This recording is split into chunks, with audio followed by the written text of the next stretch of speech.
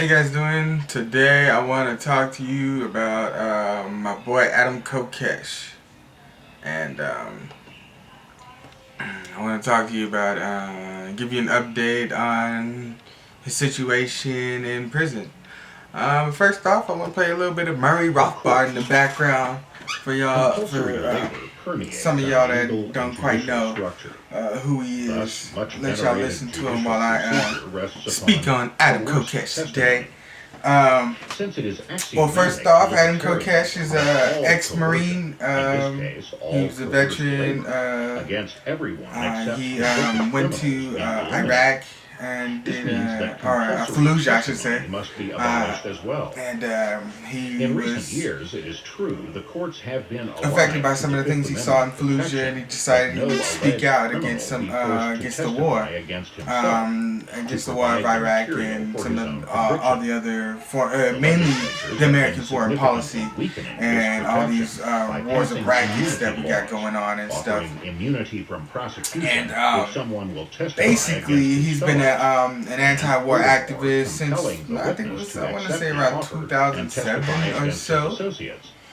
But compelling testimony from anyone for any reason. He's also a libertarian, libertarian activist. He's got a show, Adam versus the Man, AdamVersusTheMan.com.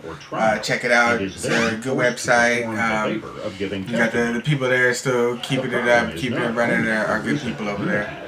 But anyways, I want to read this article from the Washington Post dated August 28th. I mean, it's like a week old or so. But basically, I want to give you an update about what's going on. I want to say back in a use that no one has questioned until now, late May, has even less justification, early June. I want to say late May, early June. Adam announced that he was going to do a march on Washington, an armed, peaceful armed march with guns slung over their backs. So it was clear that they were coming in peace. If he is indeed, and it was going to remain non-violent, innocent until proved guilty, then the courts eventually plans. Well, he ended up getting arrested a couple of weeks before well, he planned to march for 4th of July, and he ended up getting arrested a couple of weeks before the 4th of July. At marijuana smoke down prohibition in Philadelphia,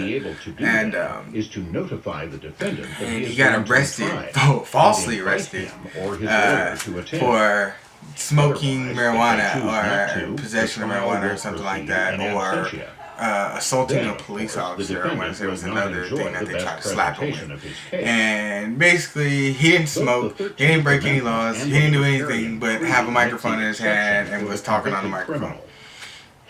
And he was falsely arrested for that.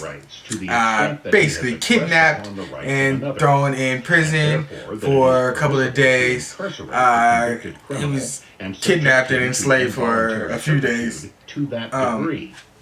Denied his life, liberty, and without due process. There will be no district attorney who presumes basically, after he was arrested, then after he was kidnapped at the smoke down prohibition, he in that world, the prosecutor I want to say he modified the gun rights march on Washington, where it wasn't just going to be Washington. He kind of open sourced it and made it to where, in case everybody couldn't get down to Washington, he made it to where there was a march on all 50 state capitals. And instead of incarcerating, say, so basically what happened with him on the 4th of July is he went down to Freedom Plaza in D.C. by himself, or him and one of his roommates or somebody, and took a video camera early in the morning, and they made a video, basically him loading a shotgun in Freedom Plaza, saying we won't be intimidated, we're not going to back down, we're not going to encroach more and more. We're not going to be scared of the special interests and all these politicians that keep ripping off the citizens, keep trying to send us to wars, keep destroying our country, keep bankrupting our country and stuff, and basically say we're going to stand up and take our country back the peaceful way, but we're not going to be intimidated. And basically, after he did that, he posted it on YouTube, and he was, the state came and basically kidnapped him out of his house. They damaged his property, broke his front door, broke the framing and stuff, threw a flashbang in the house, and kidnapped that. And they're holding him for, finally, to a large extent, they're holding him for, until he sees trial. But, I mean, how are you going to hold somebody? I thought, what happened to the presumption of innocent until proven guilty? I thought we had that kind I thought everybody was supposed to be innocent. I thought, how is Adam being held without denied his life, liberty, and property because he's now in prison? He's now imprisoned, and now he's in involuntary servitude to the state via the penal system, and he hasn't been convicted of any crime. He hasn't had a trial. He's been denied bail, which is discrimination against the poor. The whole system of bail. I mean, if you're poor, you can't afford bail, so therefore you just rot in jail. So you've basically been kidnapped by the state until your trial. And then even if you get off, there's no restitution for you being kidnapped. So if you were kidnapped and you had a job, and because you were kidnapped by the state and you weren't able to get to your job and stuff, you weren't able to work, you got fired. And now, where's your restitution? You don't have your job back when you get out. If you get when you get proven innocent, you don't have your job. You don't get no restitution from the state. I mean, it's just straight fucked up. This whole system is messed up. I mean, I thought, what happened to this great Anglo-Saxon principle of innocent until proven guilty?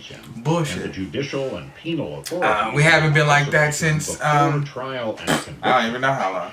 Shit. DC Superior Court judge on Wednesday denied gun rights activists' request to be released from jail into a high supervision program as he awaits trial on weapons charges. Adam Kokesh, 31, will remain in DC citing violations of bond on a prior arrest weeks before authorities arrested him on charges of carrying a firearm. So they're citing when he was falsely arrested and kidnapped in Philly as a reason why they're still holding him. Kokesh, 31, who has been jailed since July 25th's arrest after posting a 23-second YouTube video of himself apparently loading a shotgun in Freedom Plaza on July 4th, has requested a change in his non-bond status during the hearing of August 13th. In her ruling, Broderick, I want to say that that would be the judge, cited that Kokesh had no verifiable employment and authorities found several weapons and illegal drugs inside his home. Hold up, how are you going to cite because he has no employment? So, because he has no job, that nigga's he's self-employed. He's a radio host. He does a YouTube channel. He sells gold and silver. What are you talking about? He has no employment. Just because he doesn't work for Walmart or Kmart or fucking Albertsons or Ross or fucking Gucci or something. Because he doesn't work for the fucking man. He's self-employed. He does his own job. He's his own contractor. He's his own entrepreneur. You're gonna fucking cite that you're not gonna release him, so you're gonna kidnap him because he doesn't work for you? He doesn't work for the man, he doesn't work for the state, he doesn't work for any of these multinational corporations? Come on, it's ridiculous. Or weapons. Hold on, what happened to the Second Amendment? What happened to DC versus Heller and the Supreme Court striking down the D.C. law, which Adam Kokesh committed civil disobedience by loading a shotgun in Freedom Plaza, by pointing out that this law has been struck down by the Supreme Court, and that all rights, all persons have a right to carry, have the right to bear arms, loaded arms, at all times. It's their right. Any libertarian platform. The judges are not conscripted. And illegal drugs inside of his home. Hello, he believes in the self-ownership principle. He owns himself. He believes that he can put into his body whatever he wants to.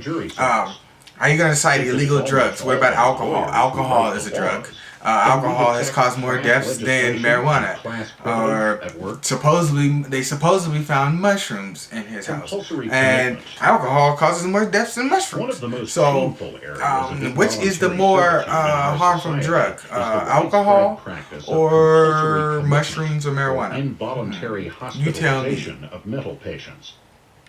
In former generations, this incarceration of non-criminals. Then you got the judge acting like a tyrant here, where she's arbitrarily ruling because he has no employment by somebody else. He works for himself. And he had a weapon which is guaranteed by the Second Amendment of the Constitution. Ooh, now he's a danger to society. We can't let him out. He's going to stay in jail. Let's read from the 13th Amendment of the U.S. Constitution. Neither slavery nor involuntary servitude except for punishment of a crime whereof the party shall have been duly convicted. My man has not been convicted yet, so you need to let him out of jail. Shall exist within the United States or place subject to their jurisdiction. I don't know why I read that part. That was articles. Dr. Zaz has delivered a comprehensive and systematic attack on practice. Adam has not been duly convicted of any crime yet. Commitment is a profound violation how about of the medical 14th Amendment? Instead of serving the patient, the physician nor shall any state deprive any person of life, liberty, property without due process of law. Adam has not been convicted. He has not had his due process of law, and the state is now, the feds are now denying him his life and his liberty and his property because he is an indentured servant to the state and incarcerated without due process of law, a violation of the 14th Amendment to the U.S. Constitution. That's 3 violations of the U.S. Constitution that D.C. has committed against Adam Kokesh. Or the law in stepping in not when an overt aggressive act is in the process of occurring, but on someone's judgment that such an